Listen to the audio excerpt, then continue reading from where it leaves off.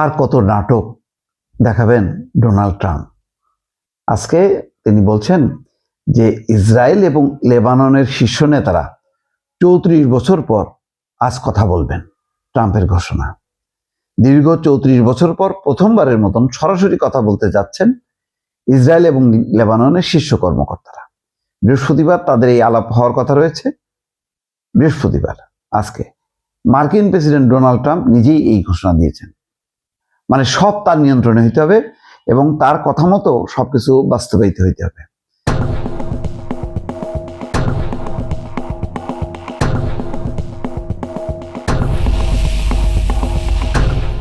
Trump লিখছেন তার truth সোশ্যালে যে ইসরায়েল এবং লেবাননের মধ্যে একটু স্বস্তিদায়ক পরিবেশ তৈরির চেষ্টা করছে। ভাই, এগুলি হলো মানে সেজন্য বললাম যে নাটকের পর নাটক। আমেরিকা যদি এক ধমক দেয়, শুধু লেবানন কেন, মানে যখনই ধমক দেবে তারপর থেকে ইসরায়েল কোথাও কোনো বোমা নিক্ষেপ করতে পারবে না, বিমান হামলা চালাতে পারবে না, একদম নিশ্চিত। কিন্তু কোনোদিনও আমেরিকা সেটা বলবে না, কারণ সমস্ত এই খেলার পিছনে তাদের বড় মোড়ল হচ্ছে মার্কিন যুক্তরাষ্ট্র নিজেই।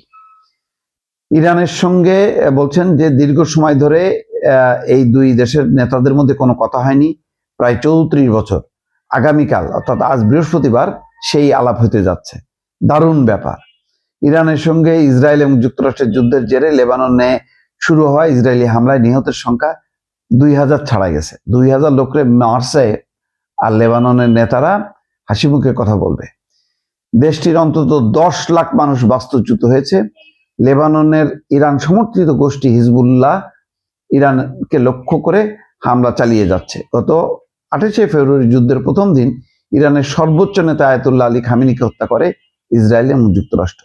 হিজবুল্লাহর দাবি, খামেনি হত্যার প্রতিশোধ এবং 2024 সালের নভেম্বরে স্বাক্ষরিত অস্ত্রবিরতি চুক্তি ইসরায়েল বারবার লঙ্ঘন করার প্রতিবাদে তারা দেশটিতে হামলা চালায়। এদিকে ইসরায়েল বাহিনী শুধু আকাশপথেই নয়, দক্ষিণ লেবানন দিয়ে স্থল অভিযানও শুরু করেছে। ইসরায়েলের দাবি, তারা লেবাননের আরো ভূখণ্ড দখল করে একটা বাফার জোন তৈরি করতে চায়। এইটাই হচ্ছে আসল, যে লেবাননের ভূমি তারা দখল করবে আর আলোচনা হবে।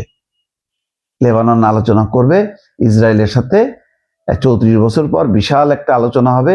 দারুণ ব্যাপার ট্রাম্পের কথা অনুযায়ী, এবং একটা চুক্তি হবে। এটা হবে কোনোদিন? এর কোনো বিশ্বাসযোগ্য? অবাস্তব কথাবার্তা।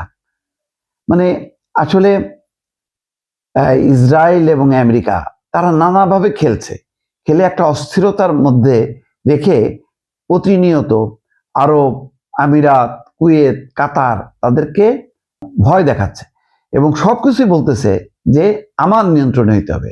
মানে এই দেশগুলোর নেতা হচ্ছে কোনো আরব দেশ না।